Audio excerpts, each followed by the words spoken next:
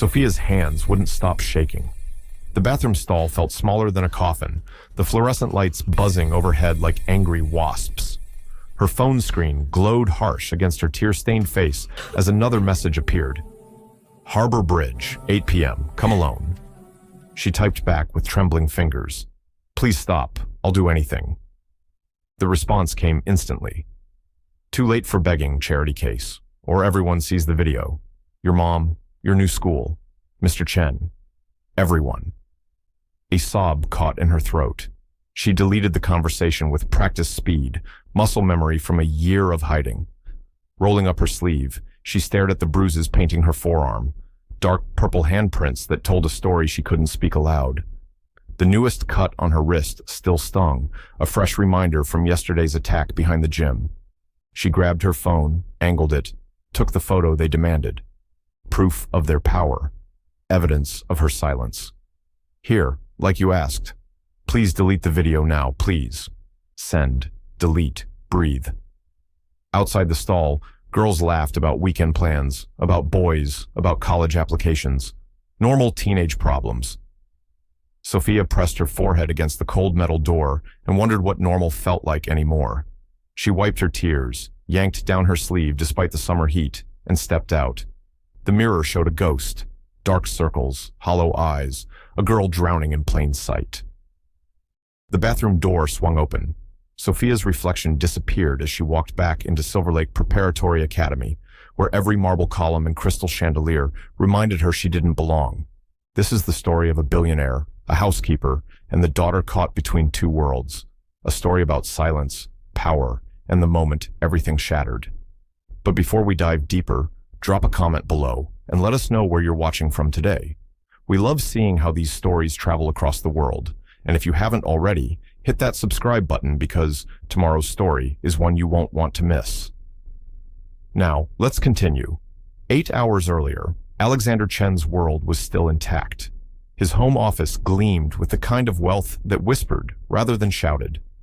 Floor-to-ceiling windows overlooked a garden where each rose cost more than most people's monthly rent.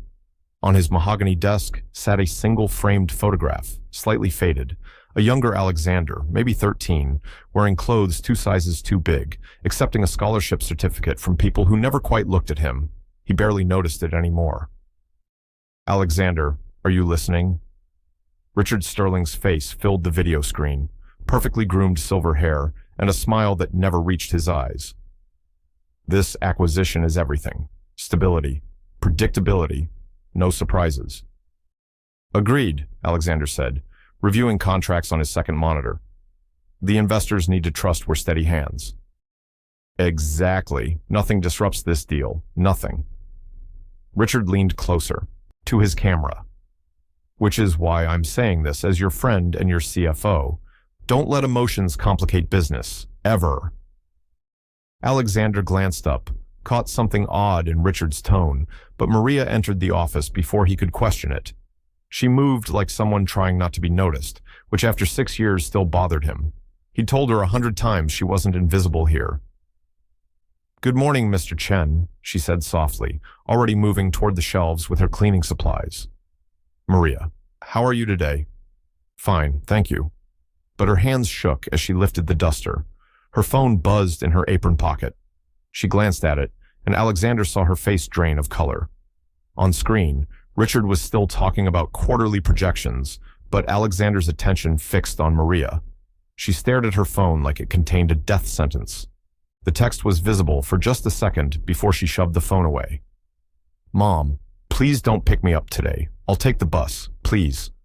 Maria typed something back with fumbling fingers. No response came. Everything all right? Alexander asked. She nodded too quickly. Yes, Mr. Chen, sorry. Just tired.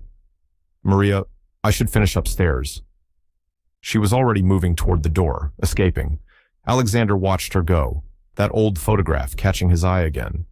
He remembered what it felt like when people didn't see you, when you were just the scholarship kid, the one who didn't belong. Maria had that same look sometimes, like she was apologizing for taking up space. He should have pressed, should have asked more questions. He didn't. Through the window, he caught movement. Sofia, Maria's daughter, was coming around the side of the house instead of using the front door.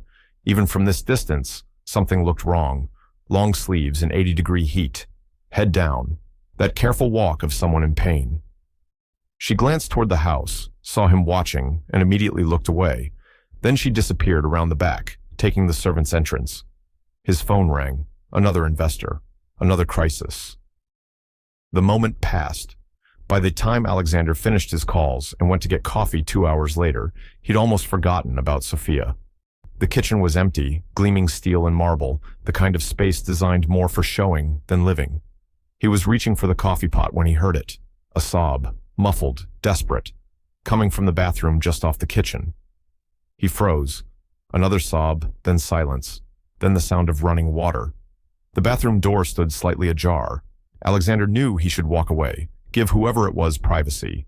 But something in that sound, pure, broken desperation, pulled him forward. Through the gap, he saw her. Sofia stood at the sink, her back to the door, rolling up her sleeve.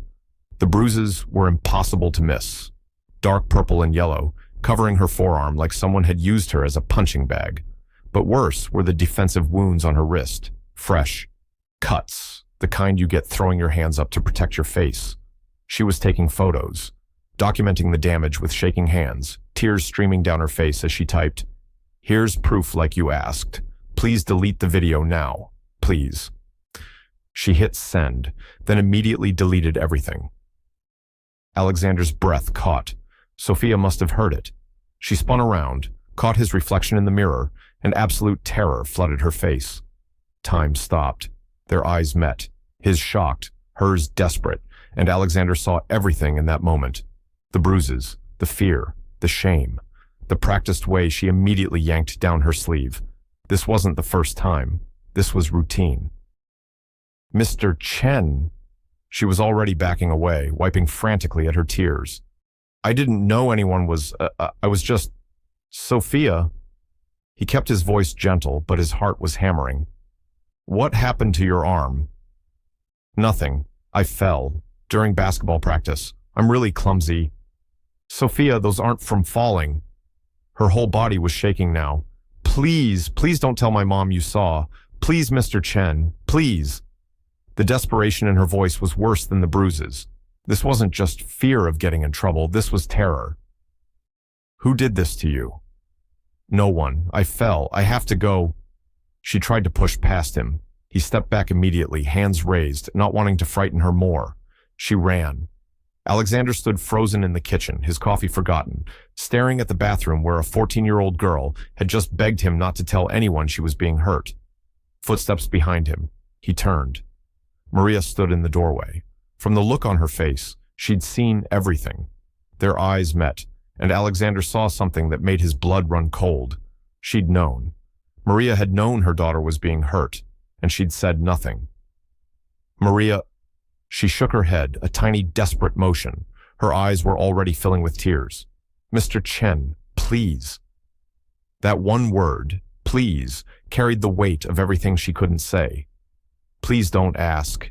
Please don't make me tell you. Please don't destroy the life I've built to keep us safe." Alexander opened his mouth, a dozen questions fighting to get out. But Maria was already walking away, her shoulders rigid, her hands clenched into fists. He stood alone in his expensive kitchen, in his expensive house, surrounded by all the wealth and power he'd spent his life building. And for the first time in years, he felt completely powerless. Alexander couldn't focus. The contracts on his screen blurred into meaningless words. Every few minutes, he caught himself staring at that old scholarship photograph, remembering what it felt like to be powerless, to need help you couldn't ask for. Sofia's terrified face wouldn't leave his mind. Neither would Maria's silent pleading. He picked up his phone 3 times to call someone, the police, a doctor, anyone, and put it down 3 times. What would he even say? That his housekeeper's daughter had bruises? That he'd invaded her privacy by watching through a bathroom door? That he had no actual proof of anything except his own guilt? His wife Catherine called. "Hey, flight's delayed again. Probably won't be home until tomorrow." "Catherine, if you saw someone in trouble, real trouble, but helping them might destroy everything you've built, what would you do?" Silence on the other end. Then, Alexander, what's going on? Nothing. Hypothetical. That's not a hypothetical voice. That's your, I'm about to do something that will cost me money voice. Despite everything, he almost smiled. 15 years of marriage made you predictable. I'll explain when you get home. Whatever it is, you already know what you're going to do. You just want permission. She paused. So here it is. Do the right thing. We'll deal with the consequences. After she hung up, Alexander sat in his office for another 20 minutes, staring at nothing. Then he stood up, grabbed his laptop, and went to find Maria. She was in the laundry room, folding towels with mechanical precision. Her eyes were red. She'd been crying. Maria, I need you to tell me the truth. Her hand stilled on a towel. Mr. Chen, please, just tell me what's happening to Sofia. I can't. Her voice cracked. You don't understand. Then help me understand. She shook her head, folding the same towel over and over. The people hurting her, I can't accuse them. No one can. Alexander pulled over a chair, sat down so he wasn't towering over her. What do you mean, no one can? They're not regular kids, Mr. Chen. They're your people, your world. She finally looked at him, and the pain in her eyes was devastating. If I say anything, we lose everything. My job, our apartment, Sofia's future, everything I've spent 6 years building. Maria, who's hurting her? I can't tell you that. Why not? Because you'll never believe me over them. The words burst out, sharp and desperate. You'll think I'm lying, or trying to get money, or making trouble. That's what people like me do, right? We accuse rich people's children of things we can't prove, and then we get destroyed for it. Alexander felt like he'd been slapped. You think I'd choose protecting someone else over helping Sofia? Everyone does. Maria's voice dropped to a whisper. That's how the world works for people like us, Mr. Chen. We stay quiet. We survive. We speak up. We lose everything. Not with me. Not. Especially with you. She was crying openly now. Do you know what it's like to watch your child suffer and know that asking for help will only make it worse? To know that the only thing keeping a roof over her head is my silence? Alexander had no answer for that. His expensive education, his wealth, his power, none of it had prepared him for this conversation. Then I won't ask you to tell me, he said finally. I'll find out myself. Maria's eyes widened. Mr. Chen, please don't. I'm not going to let this continue. You don't understand what you're starting. But Alexander was already walking away, his mind made up. Back in his office, he called his head of security. James answered on the second ring, his gruff voice exactly what Alexander needed right now. Boss, what's up? I need your advice. Off the record. Alexander explained what he'd seen, Maria's reaction, the fear in both of them. What would you do? James was quiet for a long moment. You're asking if you should get involved. Yes. Well, here's what I know. People who hurt kids count on silence. They count on everyone being too scared or too polite to do anything. So if someone's hurting a kid and everyone knows, but nobody acts. He paused. What kind of world are we building? Can you look into Sofia Martinez? See if there's anything public that might explain what's happening? Public records, social media, all legal. Give me an hour. 45 minutes later, James called back. Found something. Sofia's got a public Instagram, nothing unusual, comments disabled. But she's tagged in 47 posts from a private account called Silver Lake Elites.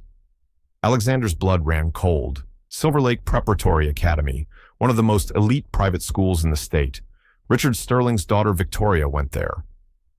I can't access the private account without someone on the inside, James continued. But I found a parents' forum. Someone posted about their kid being bullied by Silver Lake students, even after transferring schools. Said those families are too connected for anyone to stop it. Post was deleted, but I got a screenshot. Send it to me. The screenshot appeared on Alexander's phone. An anonymous parent, desperate. My daughter left Silver Lake to escape bullying, but the students followed her to her new school. They attack her off campus, where neither school will take responsibility. We went to the police. They said kids will be kids. The families involved are too powerful. The mayor, police chief, business leaders. We can't fight them. If anyone has advice, please help. The replies were heartbreaking. Same thing happened to us. We had to move to another state. There's no winning against those families. Alexander stared at his phone, pieces clicking together. Sofia won a scholarship to Silver Lake. Something happened. She left, but they followed her. He needed to see what was in that private account.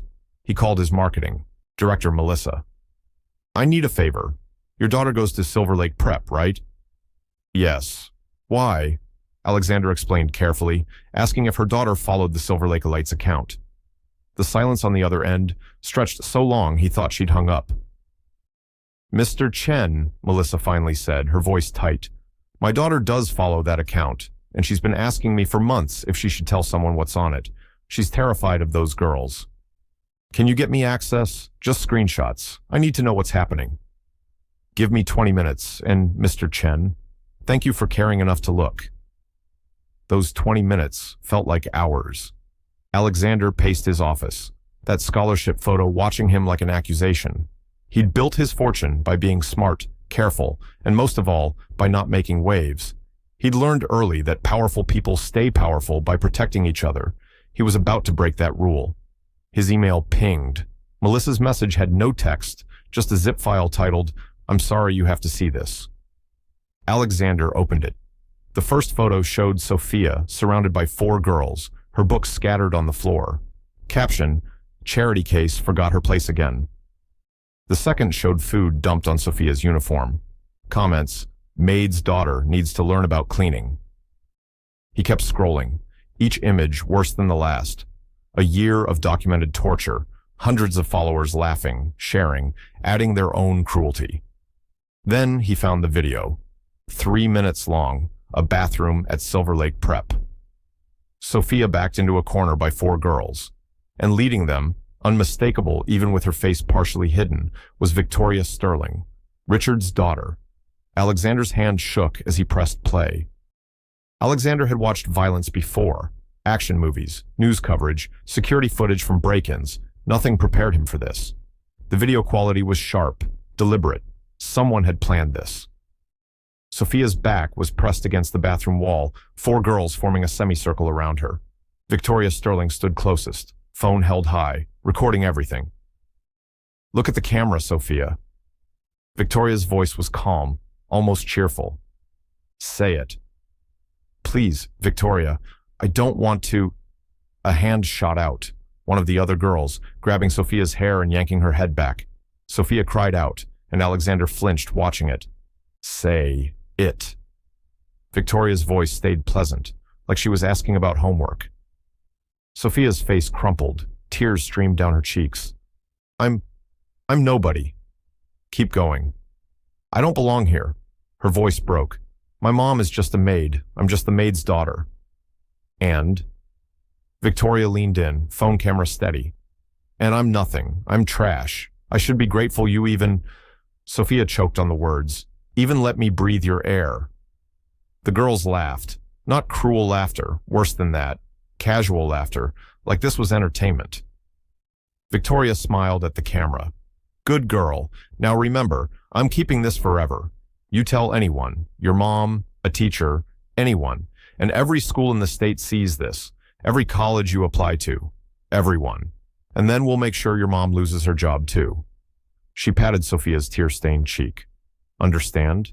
Sofia nodded, defeated. Say you understand. I understand. Good. Now clean yourself up. You're disgusting. The girls filed out, leaving Sofia sliding down the wall, sobbing so hard she could barely breathe. The video ended. Alexander sat frozen. His hands shook. Rage burned through his chest like acid. That was Richard Sterling's daughter, his CFO, his trusted partner, the man he'd worked with for 8 years. And those other girls. He recognized 2 more faces. The mayor's daughter, the police chief's niece, all the most powerful families in the city. No wonder Maria was terrified. He grabbed his phone and called her. Come to my office now, please. She appeared 5 minutes later, eyes wide with fear. Mr. Chen. Sit down. He turned his laptop around, showed her the paused video. How long has this been going on? Maria's face crumpled when she saw the screen. You found it. How long? Over a year, maybe longer. I don't know exactly when it started. Alexander played the video. Maria watched with her hand over her mouth, silent tears falling. When it ended, she just sat there, broken. Tell me everything, Alexander said quietly. And Maria did. Sofia had won a full academic scholarship to Silver Lake Prep 2 years ago. Brilliant in math and science, top of her class. For a year, she was happy, thriving, making friends. Then last spring, the Sterlings hosted a charity gala here at Alexander's mansion. Maria worked the event, serving, drinks, clearing plates, invisible in her uniform. Victoria Sterling had been there with her parents. She saw Maria working, saw her uniform, made the connection. Monday morning at school, Victoria announced to the entire cafeteria that Sofia's mom was the help at the Chen mansion, that Sofia was only at Silver Lake on charity, that she didn't belong. The bullying started immediately. Social exclusion at first, whispers, exclusion from study groups. Then it escalated. Online harassment, mean comments, then physical, pushing in hallways, food accidentally spilled. Sofia begged to transfer. Maria pulled her out, enrolled her in public school. But Victoria and her friends followed. They'd show up at the public school, wait for Sofia outside, attack her off campus. Neither school would take responsibility. Maria went to the police. They said kids will be kids, no real crime committed. She begged Sofia's new school for help. They said they couldn't control what happened off their property. She couldn't go to Silver Lake. Sofia wasn't enrolled there anymore. I had nowhere to turn, Maria whispered, and Victoria's father is your CFO. The mayor, the police chief, the school board president, they're all your friends, your business partners. If I accused their children, you'd never believe me. Even if you did, they'd destroy us. So I told Sofia to stay quiet, to survive, to wait it out. Her voice broke. I thought I was protecting her, but I was just letting her die slowly. Alexander felt sick. You thought I'd choose Richard over helping Sofia? Everyone chooses money, Mr. Chen. Everyone. His phone buzzed. A text from James, his security chief. Boss, you need to see this. Now. Another screenshot. This time from a Silver Lake parent group chat, leaked by someone disgusted enough to share it. Parents discussing the Sofia situation, agreeing to handle it quietly, making sure it doesn't reflect badly on the school. They'd known. The parents had known their children were torturing Sofia, and they'd chosen to cover it up. Alexander checked his watch. 7:25. Where is Sofia now? Maria pulled out her phone, checked her messages. She texted an hour ago, said she's at the library studying. Which library? The public one on Westfield. She goes there because... Maria's voice caught. Because it's public. She thinks she's safer where there are witnesses. Something cold slid down Alexander's spine. He thought about that text Sofia had been typing in the bathroom, the photos she was sending, the desperation. Maria, that message Sofia was typing earlier, she was sending proof to someone. Who? Maria's face went white. No, no, no, no. She tried calling Sofia. No answer. Tried again. Straight to voicemail. They have her phone, Maria said, voice shaking. They always take her phone first, so she can't call for help. Alexander was already moving. Come on. Where? To find your daughter. They ran for his car. Maria kept calling Sofia, each unanswered ring more desperate than the last. Alexander drove faster than he should, running lights, not caring. His mind raced through everything he knew. That threatening text about Harbor Bridge at 8 p.m. Sofia documenting her bruises like someone had demanded. The pattern of attacks always off school property. This wasn't random bullying anymore. This was organized, calculated, and tonight was supposed to be something worse. They reached the library at 7:48, 12 minutes until 8. The building was still lit, but closing soon. They burst through the doors. The librarian looked up, startled. Have you seen a teenage girl? Alexander demanded. Dark hair, about this tall, carrying a backpack. The librarian's expression shifted to concern. Oh, yes, poor thing. She was here studying, but some other girls showed up about 30 minutes ago. There was a commotion. They were bothering her, being loud. I asked them all to leave. Did they leave together? No, the girl, your daughter. She left first, looking very upset. The other girls followed a few minutes later. I should have done more. I'm sorry, I didn't realize. Which way did she go? Back exit, toward the parking lot. They didn't wait to hear more. Maria was already running for the back of the building, Alexander right behind her. The back exit led to a dimly lit parking lot, mostly empty at this hour. Sofia's backpack lay on the ground, contents scattered across the pavement. Books, papers, pens everywhere. Her phone was smashed, screen shattered. Maria screamed Sofia's name. No answer. Then they heard it. Voices, coming from behind the building, where the parking lot met a narrow alley. They ran. Around the corner, Alexander saw them. 4 girls had Sofia backed against a brick wall. One was filming on her phone. Another was going through Sofia's scattered belongings. Victoria Sterling stood directly in front of Sofia, gripping her phone, scrolling through something. You were supposed to meet us at the bridge, Victoria was saying. But instead, you sent photos of your bruises to someone. Who did you send them to, Sofia? Sofia's nose was bleeding. Her lip was split. She was shaking so hard she could barely stand.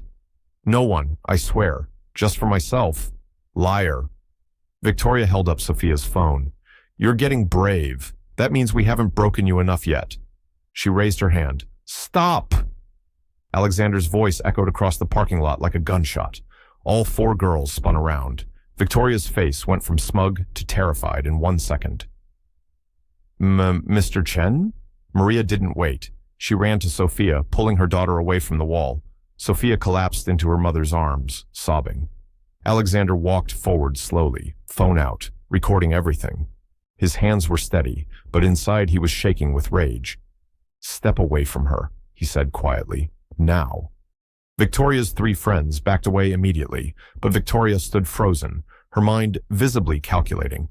She was smart enough to know this was bad, but too accustomed to privilege to believe she was actually in trouble. Mr. Chen, I think there's been a misunderstanding, she started. A misunderstanding? Alexander kept his phone steady, recording. I just watched you assault a 14-year-old girl. The blonde girl, the mayor's daughter, tried to salvage the situation. You can't tell us what to do. Your father is a public servant, Alexander said coldly. He works for taxpayers, which includes me.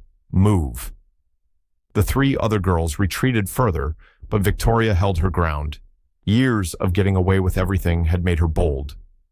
Mr. Chen, Sofia is my friend. We were just talking. I've seen the videos, Victoria. All of them. The color drained from her face. The Instagram account, the bathroom video. Every single post from the past year. Alexander's voice stayed calm, but each word landed like a hammer. I know exactly what you've been doing. Victoria's composure cracked. She glanced at her friends, at Sofia crying in Maria's arms, at Alexander's recording phone. Then her expression hardened. She was her father's daughter, after all. You can't do anything to us. We're minors. And our parents... She straightened up, finding her power again. My father manages your entire portfolio. The mayor, the police chief, the school board. They're all your friends, your business partners. You go after us. You go after all of them. I know. Victoria smiled, thinking she'd won. So we understand each other. No, Victoria, you misunderstand. I'm not afraid of losing business relationships. I'm afraid of becoming the kind of man who lets children be tortured because it's convenient. The smile faltered. You said you have videos of Sofia, Alexander continued. Videos where she says horrible things about herself. Videos you're using to blackmail her. Maria's sharp intake of breath told him she hadn't known about this part. Sofia buried her face deeper into her mother's shoulder. Victoria's confidence returned. She pulled out her phone, waving it like a weapon. That's right. One message from me and they go viral. Every school in the state, every college admissions office, everyone she knows will see her like that. She'll never recover. Then post them. Everyone froze. What? Victoria's face showed pure confusion. Post the videos. Right now. Go ahead. Victoria's finger hovered over her phone screen. You're bluffing. I'm not bluffing. Post them. Because when you do, you'll also be posting evidence of coercion and blackmail. You'll be admitting you forced a minor to create humiliating content under duress. That's not just bullying, Victoria. That's a felony. You'll be charged as an adult. Victoria's hand started shaking. Alexander took a step closer. And every college you apply to will see that you made those videos, that you tortured another student. So go ahead, destroy her and destroy yourself at the same time. Your choice. 5 seconds of silence. 10. Victoria's finger trembled over the screen. She was trapped, and she knew it. She lowered her phone. That's what I thought. Alexander's voice stayed deadly calm. Now listen very carefully. You and your friends are going to delete every photo, every video, every post about Sofia tonight. And if we don't, then I release the evidence I have to the police, the press, and every college admissions board in the country. Victoria's face twisted with rage and fear. You're making a mistake. My father will destroy you for this. Let him try. Victoria and her friends finally scattered, running for the parking lot. But Victoria turned back one last time, and the look on her face was pure venom. You don't know what you just started, she hissed. We own this city. You can't fight all of us. Then she was gone, disappearing into the darkness. Alexander stood there, breathing hard, adrenaline crashing through his system. Behind him, Maria was holding Sofia, both of them crying. He turned to them. We need to get you both home. Now. The drive back was silent except for Sofia's quiet sobs. Alexander kept checking his mirrors, half expecting to see police lights. When they pulled into his driveway, his hands were still shaking. Inside, he called his private doctor. I need you at my house immediately. A minor has been assaulted. No, don't call the police yet. Just come. While they waited, Maria sat with Sofia in a guest room. Alexander paced his office, making calls. First, his lawyer. David, I need you to listen carefully. I'm about to start a war with some very powerful families. I need restraining orders filed tonight, and I need you to document everything I'm about to send you. Alexander, what happened? I caught Richard Sterling's daughter and her friends assaulting my housekeeper's child. I have video evidence, and I'm going to make sure they face consequences. Long pause. Do you understand what you're doing? Richard Sterling isn't just your CFO. He's connected to everyone. I know exactly what I'm doing. Another pause. Then send me everything. I'll start the paperwork. Second call to Richard Sterling himself, his CFO, his partner, the man he'd trusted for 8 years. Alexander, it's late. We need to talk. Tonight, my house. Be here in 20 minutes. Can this wait until... No, it can't. Be here in 20 minutes or don't bother coming to work tomorrow. He hung up before Richard could respond. The doctor arrived first, a discreet woman who'd worked with Alexander's family for years. She examined Sofia in the guest room, while Maria held her daughter's hand. When she emerged, her expression was grim. Broken nose, but not severe, bruised ribs, multiple contusions in various stages of healing, defensive wounds on her, wrists and forearms. She looked at Alexander. This wasn't one incident. This has been ongoing. I know. How long until she heals? Physically, a few weeks. Emotionally? The doctor shook her head. That's going to take much longer. After she left, Alexander went to the guest room. Maria and Sofia sat together on the bed, Sofia's face cleaned up, but already swelling. She looked so small, so broken. Sofia, I need to ask you something important. Alexander sat down across from them. Those videos Victoria has, the ones where you say things about yourself. I need to know exactly what's in them. Sofia couldn't look at him. They made me say I was worthless, that I deserved everything they did, that my mom was... She choked on the words. Horrible things about her, about you, about myself. And you believe if those videos go public, it will destroy you? She nodded. Alexander took a deep breath. Okay, then we're going to take away their power. How? By going public first, Before they can leak those videos, we tell the truth. We control the story. Maria's head snapped up. Mr. Chen, no. That will make us bigger targets. You're already targets, Maria. Right now, you're isolated, afraid, and silent. That's exactly what gives them power. But if we tell the story first, on our terms, those videos become evidence of a crime, not blackmail material. Everyone will see, Sofia started. Everyone will see that you survived, that you fought back, that you refused to stay silent. Alexander leaned forward. I'm not going to lie to you. This will be hard. It will get worse before it gets better. But right now, they own you. This is how we take that power back. Before either could respond, the doorbell rang. Richard Sterling had arrived. Alexander stood. Stay here. I need to handle this. He walked downstairs, his heart pounding. In his office, Richard Sterling stood by the window, looking perfectly composed in an expensive suit. He turned when Alexander entered. Alexander, what's this about? I was having dinner with... Alexander opened his laptop and played the bathroom video without a word. Richard watched. His face went pale, his jaw clenched. When it ended, silence filled the room like poison. Turn it off, Richard finally said. Alexander did. More silence. How long has this been going on? Richard asked quietly. Over a year. Richard sat down heavily, running a hand over his face. For a moment, just a moment, Alexander saw genuine shock, maybe even shame. I knew Victoria was having problems at school, Richard said slowly. She told me there was a girl bothering her, spreading rumors, being jealous. He looked up. I believed her. Did you? She's my daughter. Of course I believed her. That moment of humanity vanished quickly. Richard's expression hardened, the businessman returning. But you have to understand, Alexander. Victoria is 15 years old. She's going through a difficult time. Her mother and I are divorcing. She's under tremendous pressure. Stop. She's a child. She's a criminal. What I just showed you is assault, blackmail, systematic torture. Richard stood, defensive now. Don't be dramatic. Some bullying got out of hand. Out of hand? Alexander's control finally cracked. Your daughter has been terrorizing a child for over a year. And I'll talk to her. She'll apologize. We'll pay for therapy for the Martinez girl.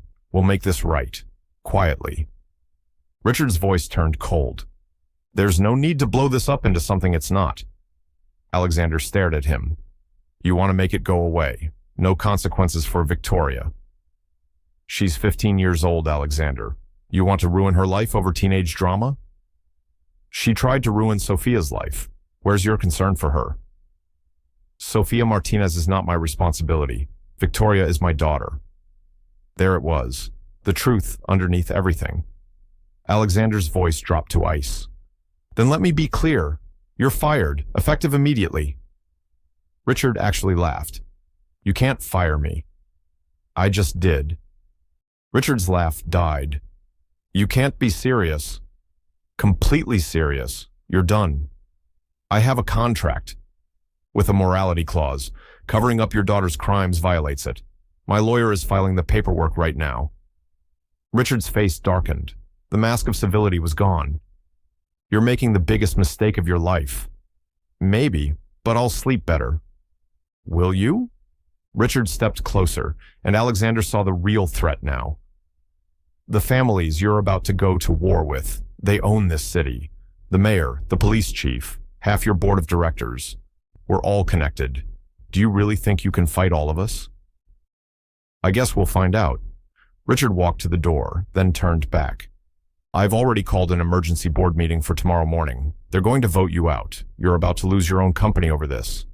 Then I lose it. For what? For a maid's daughter? Alexander's fists clenched. Get out of my house. Richard left, and the slam of the door echoed through the mansion. Alexander stood alone in his office, his hands shaking. Everything he'd built over 20 years was about to come crashing down. His company, his reputation, his relationships with the most powerful people in the city, for Sofia, for a girl who couldn't ask for help because the world had taught her that powerful people always win. His phone rang. David, his lawyer. It's done. Restraining orders filed. But Alexander, you need to prepare yourself. Richard Sterling contacted 3 board members in the last 10 minutes. They're organizing against you. I know. There's something else.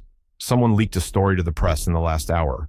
They're running with Richard's version, that you verbally assaulted innocent children and fired him without cause. Alexander's stomach dropped. Already? It gets worse. Check your phone. Alexander pulled up the news. Headlines were already appearing. Tech billionaire's shocking meltdown. Alexander Chen terrorizes teenage girls. Employees fear for Chen's mental state. His phone exploded with notifications. Texts from board members, emails from investors, social media lighting up. The war had started, and he was already losing. He went back upstairs. Maria and Sofia were still in the guest room. When he entered, both looked up with red eyes. Mr. Chen, maybe we should stop, Maria said quietly.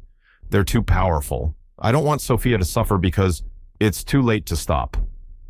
Alexander showed them his phone, the headlines, the coordinated attack. They've already started their campaign. We have 2 choices. Stay silent and let them control the narrative, or fight back. Sofia spoke for the first time since the parking lot. They're going to post the videos anyway, aren't they? Probably. Then what's the point? Her voice was hollow. Either way, everyone sees me like that. Alexander sat down across from them. Sofia, can I tell you something about myself? She nodded weakly. When I was your age, I was the scholarship kid at a school full of rich children who made sure I knew I didn't belong. They didn't beat me up. They didn't have to.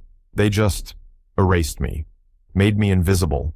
And I learned to stay quiet, to not make waves, to be grateful for the scraps they threw me. He pulled out his phone, showed them that old photograph from his desk. Young Alexander in 2 big clothes, accepting an award from people who wouldn't look at him. I built my entire life trying to become one of them, trying to earn enough money and power that I'd finally belong. And you know what I realized tonight? I became exactly what I hated. Someone who stays quiet when it matters because it's easier than fighting. Sofia was listening now, really listening. Those videos Victoria has, they're powerful because you're alone. One girl, isolated, saying horrible things about herself. But if you stand up publicly and tell the truth about what they did, then those videos become evidence, proof of their crime, not your shame, their crime. But everyone will see a survivor who refused to stay silent, someone who fought back. Alexander leaned forward. I'm not going to lie. This will be hard. They'll attack you, attack your mom, attack me. It will get worse before it gets better. But at least you'll be fighting, and you won't be alone. Maria was crying again. Mr. Chen, you could lose everything. I already lost what mattered. I lost my integrity the moment I let money become more important than people. He looked at both of them. I have enough money to last 10 lifetimes, but I have one chance to do the right thing. Let me take it. Sofia looked at her mother. Some silent conversation passed between them. Finally, Sofia turned back to Alexander. If I do this, will it stop? Will they leave me alone? Alexander couldn't lie to her. I don't know. It might get worse first, but eventually, when there are consequences, when they can't hide anymore, yes, it will stop. Long silence. Then Sofia took a deep breath. Okay, I'll do it. Are you sure? No. Her voice was small but steady. But I'm tired of being afraid. I'm tired of them winning. Maria pulled her daughter close. Then we do this together. Alexander nodded. I'm calling a press conference for tomorrow morning. We'll need to prepare you for questions. My PR team will help. My lawyer will make sure everything we show is legal. Tomorrow? Maria's eyes widened. That's so soon. We can't wait. They're already controlling the narrative. We need to get ahead of it. For the next 3 hours, they worked. Alexander's PR team arrived, loyal employees who stayed despite the risk. They prepped Sofia on what to expect, how to handle hostile questions, how to tell her story without breaking down. The lawyer coordinated what evidence could be shown publicly, what needed to stay sealed. They edited the bathroom video to blur faces but keep the audio. Still devastating, but legally defensible. Sofia practiced her statement over and over. Each time, her voice got stronger. At 11 p.m., Alexander's phone buzzed with an email.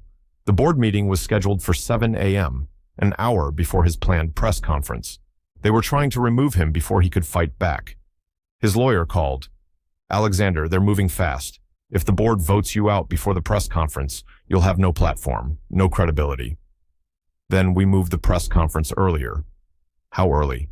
6 a.m., before the board can act. That's 8 hours from now. Can you be ready? Alexander looked at Sofia, who was still practicing her statement with the PR team, at Maria, who was finally allowing herself to hope, at the pile of evidence that would expose some of the most powerful families in the city. "We'll be ready." At midnight, Alexander sent the press release. Alexander Chen to address serious allegations, press conference 6 a.m. Within minutes, every news outlet was scrambling. What allegations? Against whom? The speculation exploded online. At 2 a.m., Victoria Sterling posted on social media. Her mother had clearly written it. "I'm heartbroken and terrified. Mr. Chen accused me of horrible things I didn't do. Sofia Martinez is my friend. We were joking around and he completely misunderstood. Now my dad has lost his job, my family is being threatened, and I don't feel safe. Why is a grown man targeting teenage girls? Please pray for me. Save Victoria." The post went viral immediately. 50,000 shares in an hour. Celebrities picked it up. "This is terrifying. Protect our children from unstable billionaires." Alexander watched the social media storm from his office. Maria stood beside him, horrified. "They're turning everyone against us before we even speak." "I know." Alexander's jaw was tight. "That's why we have to be perfect tomorrow. One shot to tell the truth, before they bury it completely." At 4 a.m., Alexander finally tried to sleep, but couldn't. His phone kept buzzing. Board members demanding explanations, investors pulling out, clients threatening to leave. His entire professional life was crumbling in real time. At 5 a.m., he gave up and went downstairs. Sofia was already awake, sitting in the kitchen with Maria. Both looked terrified. "I don't know if I can do this," Sofia whispered. Alexander sat down with them. "Then don't. We can still stop. I'll take the fall alone." "No." Sofia's voice was stronger than he expected. "If I back out now, they win. They get to keep hurting people. I can't let that happen." Maria squeezed her daughter's hand. "We do this together." At 5:45, they loaded into Alexander's car.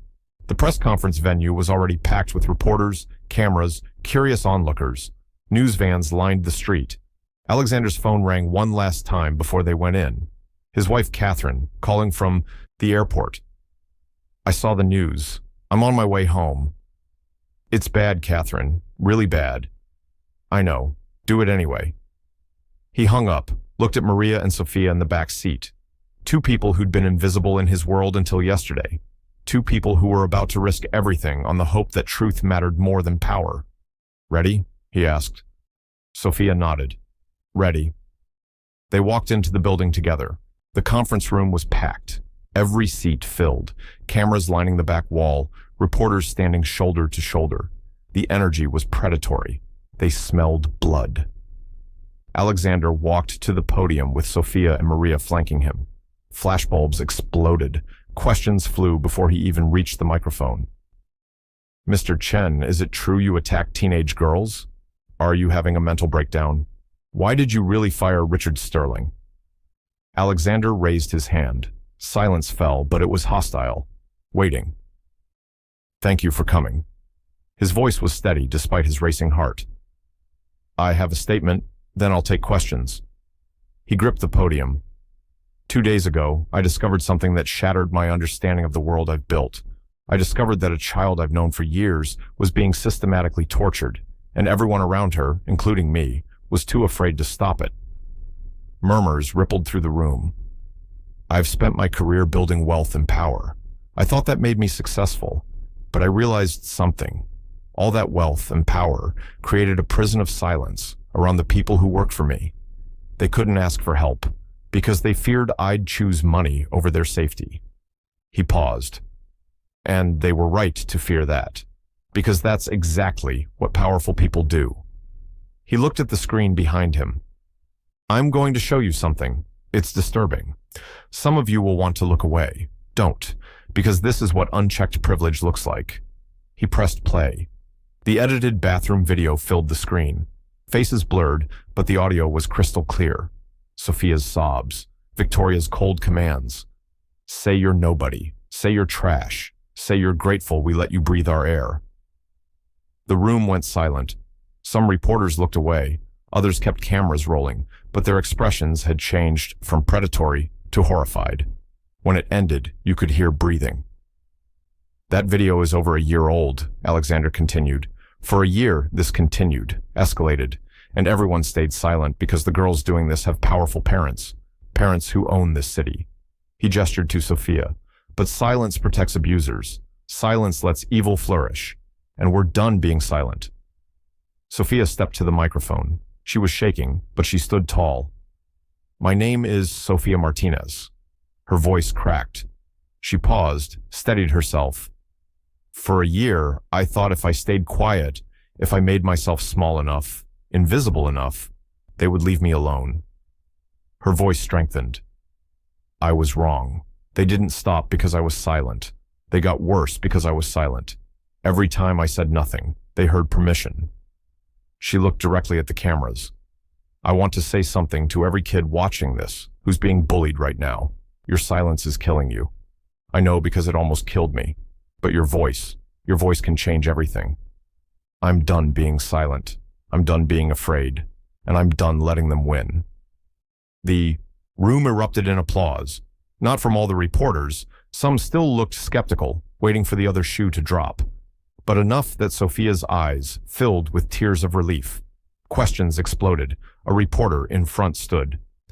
Mr. Chen, Victoria Sterling says you misinterpreted what happened, that you and Sofia are friends. How do you respond? The evidence speaks for itself. Another reporter. Some say you're only doing this to attack business rivals. Richard Sterling was your CFO. This seems personal. If protecting a child from torture is a business attack, our society has utterly failed. A woman near the back. What about Victoria and the other girls? They're also minors. Don't they deserve privacy? Sofia answered before Alexander could. I wanted privacy too. They didn't give it to me. For a year, they documented my humiliation and shared it with hundreds of people. I'm not asking for revenge. I'm asking for accountability. Sofia, what do you want to happen to these girls? Sofia thought carefully. I want them to understand what they did. I want them to face consequences, and I want to make sure they can never do this to anyone else. A male reporter stood, his tone aggressive. Mr. Chen, there are rumors your board is voting you out this morning. Do you have any regrets? Alexander met his eyes. None. A company can be rebuilt. A life can't. I'd rather lose everything I own than live knowing I had the power to stop this and chose not to. He turned back to the main cameras. I'm announcing the creation of the Martinez Foundation, named after Sofia and her mother Maria. $50 million initial investment. The foundation will provide free legal support for bullying victims, advocate for stronger anti-bullying laws, and most importantly, give voice to the voiceless. More applause, stronger this time. Sofia will serve on the board and help shape our mission. He leaned into the microphone for his final statement. And I have a message for every powerful family watching this. Your money doesn't protect you anymore. Your connections don't protect you anymore. The days of consequences-free cruelty are over. He looked directly at the cameras. To every child being bullied right now, you are not alone. Your silence protects your abusers. Your voice can burn their whole world down. Speak up. The room exploded with questions, but Alexander stepped back from the podium. Sofia and Maria followed him out through a side door as his security team held back the reporters. In the hallway, Sofia collapsed against the wall, shaking. Maria held her. You did it, Alexander said quietly. You were incredible. Are they going to stop now? I don't know, but you did everything right. His phone buzzed. His lawyer. Alexander, the video is already going viral. 5 million views in 30 minutes. Public opinion is shifting hard. Another buzz. A text from an unknown number. He opened it. a photo of Victoria Sterling, crying, surrounded by reporters outside her house. The caption from whoever sent it, karma. More texts flooded in, screenshots from social media. Justice for Sofia trending worldwide. Cannot believe those girls got away with this for a year. That bathroom video is the most heartbreaking thing I've ever seen. Victoria Sterling's college applications are done. Then one that made his blood run cold. Just wait until they fight back. Rich people don't lose. Alexander looked up. Through the window, he could see news vans multiplying outside. His phone kept buzzing. The board meeting was in 30 minutes. His PR director appeared, out of breath. Alexander, you need to see this. She showed him her tablet. Victoria's mother had just posted a statement. Our family is devastated by these false accusations. We will be filing defamation suits against Mr. Chen and the Martinez family. Victoria is receiving death threats, and we fear for her safety. This vendetta has gone too far. Below it, comments were split, half supporting Sofia, half claiming Alexander was bullying a child. They're trying to make Victoria the victim, Maria said, reading over his shoulder. Of course they are. Alexander's jaw tightened. That's how power works. When you can't deny what happened, you change who the villain is. His lawyer called again. The board meeting starts in 20 minutes. They have the votes to remove you. If you want to fight it, let them vote. Alexander surprised himself with how calm he felt. I've got bigger things to worry about. He hung up and turned to Sofia and Maria. You two should go somewhere safe. My house, a hotel, anywhere, but no. Sofia's voice was firm. We're not hiding anymore. Sofia, they're going to come after you harder now. Then let them come. You said my voice matters. I'm not going quiet again. Alexander looked at this 14-year-old girl who'd spent a year being tortured into silence, now standing up to the most powerful families in the city. Okay, he said. Then we face it together.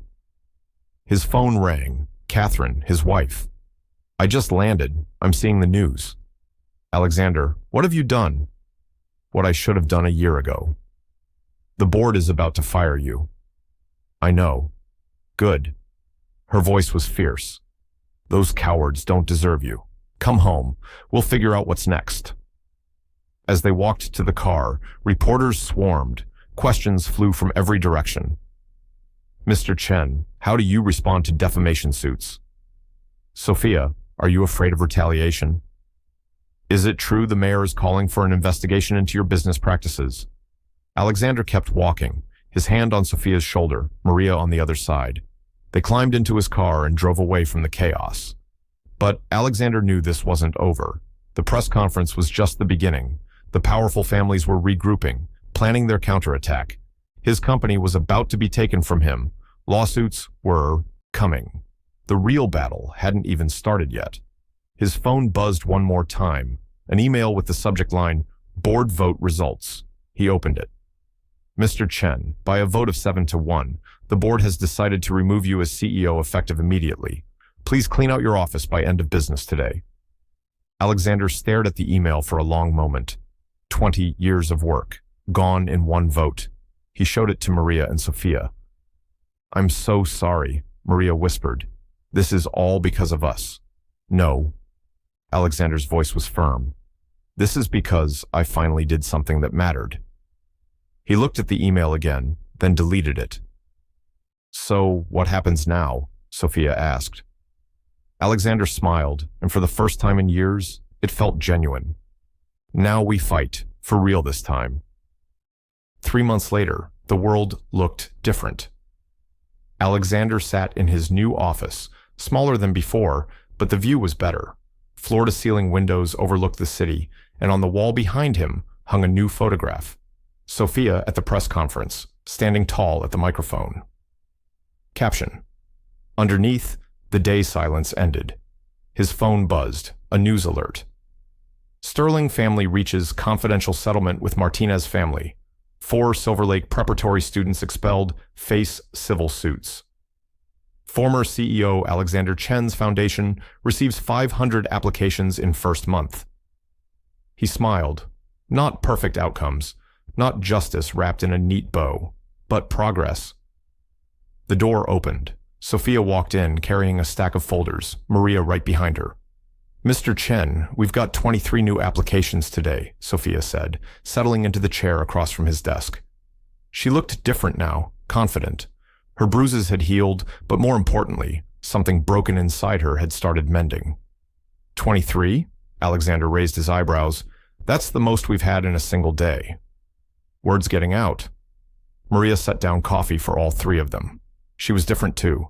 Director of operations now, with equity in the foundation and a salary that let her sleep without fear. "Schools are starting to recommend us to families."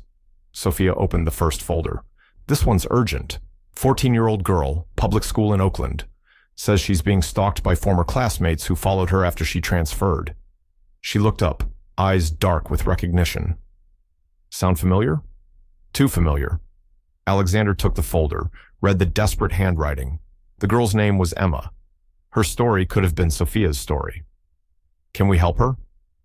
"Already on it. I called her this morning." Sofia pulled out her phone, showed him notes. "Her mom's a single parent, works 2 jobs, can't afford a lawyer. The school won't help because the attacks happen off campus. Police say it's a civil matter." "Of course they do." Alexander's jaw tightened. Some things hadn't changed. The system still protected itself.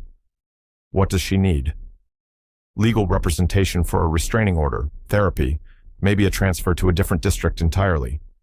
Sofia's voice was all business now. 3 months of working at the foundation had taught her fast. "I told her we'd cover everything." Maria smiled at her daughter. Pride radiated from every inch of her face. "There's something else," Sofia continued. "Emma asked if she could talk to me, personally, not the lawyers, not you. Me." Alexander understood immediately. "Because you've been where she is." "Yeah." Sofia's voice softened. "She said hearing my story made her feel less alone, made her think maybe she could survive this too. So talk to her. You don't need my permission." "I know, Sofia hesitated. "What if I say the wrong thing? What if I can't help her?" Maria reached over, squeezed her daughter's hand. "Baby, you've already helped her. She reached out because of you, because you were brave enough to speak up." "Your mom's right." Alexander leaned back in his chair. 3 months ago, you were terrified to tell anyone what happened. Now you're helping other kids find their voice. That's not nothing, Sofia." Sofia nodded slowly. "Okay, I'll call her back after we finish here." They worked through the other applications. A boy in Chicago whose classmates were blackmailing him. Twin sisters in Miami facing coordinated harassment. A transgender teen in Houston whose school refused to protect them. Each story different, each story the same. Kids suffering while adults looked away. By noon, they'd assigned lawyers to 8 cases, arranged therapy for 6 families, and started paperwork for 3 emergency restraining orders. "We're making a difference," Maria said, stacking the processed files. "We're trying." Alexander pulled up the foundation's bank statements. "Though we're burning through money faster than I expected. At this rate, we've got maybe 18 months before we need more funding." "So we fundraise." Sofia said it like it was obvious. "It's not that simple. A lot of wealthy donors won't touch us. We made enemies of some very powerful families. Then we find different donors, people who actually care about kids instead of protecting their friends' reputations." Alexander smiled. "When did you get so good at this?" "I had a good teacher." Sofia smiled back. His phone buzzed, a text from his lawyer. "Alexander, you need to see this. Victoria Sterling just posted something." Alexander opened Instagram. Victoria's account, which had been silent for 3 months, had a new post. A photo of Victoria at a community service event, serving food at a homeless shelter. The caption was long, clearly written by a PR team. "The past 3 months have been the hardest of my life. I've had time to reflect on my actions and the pain I caused. I'm deeply sorry for my behavior towards Sofia Martinez. There's no excuse for what I did. I'm working with a therapist and doing community service to become a better person. I hope someday Sofia can forgive me." Comments were disabled, but the post had been shared thousands of times already. Alexander showed it to Sofia and Maria. Sofia read it twice, her expression unreadable. Do you think she means it? Does it matter? Alexander asked gently. I guess not. Sofia handed back the phone. She's only sorry because she got caught. Because there were consequences. If we'd stayed silent, she'd still be doing it. Probably. Alexander didn't believe in lying to her. But maybe facing consequences will actually change her. Maybe she'll think twice before hurting someone else. Or maybe she'll just get better at not getting caught. Maria touched her daughter's shoulder. Either way, that's not your problem anymore. You did what you needed to do. What she does with her second chance is on her. Sofia nodded, but Alexander could see she was wrestling with something. Forgiveness wasn't simple. Healing wasn't linear. 3 months wasn't enough to undo a year of torture. I got a college brochure yesterday, Sofia said quietly. From Stanford, they have an amazing engineering program. You're only 14, Maria protested. I know, but they sent it because of the press coverage, because I stood up. Sofia's voice got stronger. A year ago, Victoria told me I'd never get into a good college, that everyone would see those videos and know I was nobody. But now colleges are reaching out to me, scholarship offers, interview requests. She looked at Alexander. You were right. Those videos did become evidence. Proof of their crime, not my shame. So, Stanford? Alexander grinned, aiming high. Why not? I spent a year letting them make me feel small. I'm done with that. They worked until evening, processing applications, returning phone calls, coordinating with lawyers across the country. At 6 p.m., Sofia called Emma in Oakland. Alexander and Maria stepped out to give her privacy, but through the door, they could hear Sofia's voice. I know exactly how you feel, like you're drowning and everyone's just watching. No, it doesn't go away overnight, but it gets easier, because you're not alone anymore. That's what they want you to think, that you're alone, but you're not. Maria wiped tears from her eyes. 6 months ago, that was her on the phone. Desperate. Alone. Now she's the one helping. She's remarkable, Alexander said. You both are. We got lucky. We had you. No. Alexander shook his head. You were brave enough to let me help. That's different. His phone buzzed again. An email this time. Subject line, board reconsideration. He opened it. The board wanted him back. Stock prices had recovered after the initial hit. Public opinion had swung heavily in his favor. Several board members who'd voted against him had been forced out by shareholder pressure. They were offering him CEO again, with full control. Alexander stared at the email for a long moment. Then he deleted it. What was that? Maria asked. My old company, they want me back. And I have better things to do. Sofia finished her call and emerged, eyes bright. Emma's going to file for the restraining order tomorrow. Her mom's on board. She sounds hopeful. Good. Alexander stood. You two should head home. It's late. What about you? I've got a few more things to finish. After they left, Alexander sat alone in his office, watching the city lights flicker on as darkness fell. His phone buzzed one more time. Catherine. Dinner's ready. Come home. On my way. He gathered his things, took one last look at Sofia's photograph on the wall and smiled. 20 years ago, he'd built a company because he wanted to prove he belonged, wanted to show the world that the poor scholarship kid could become someone who mattered. Turned out, mattering had nothing to do with money. He turned off the lights and went home. 6 months after the press conference, on a Tuesday that felt like any other, everything changed again. Alexander arrived at the foundation office to find Sofia already there, sitting at her desk with her laptop open and tears streaming down her face. Sofia, what's wrong? He crossed the room in 3 strides. She turned the screen toward him, an email from Victoria Sterling. Dear Sofia, I know I have no right to contact you.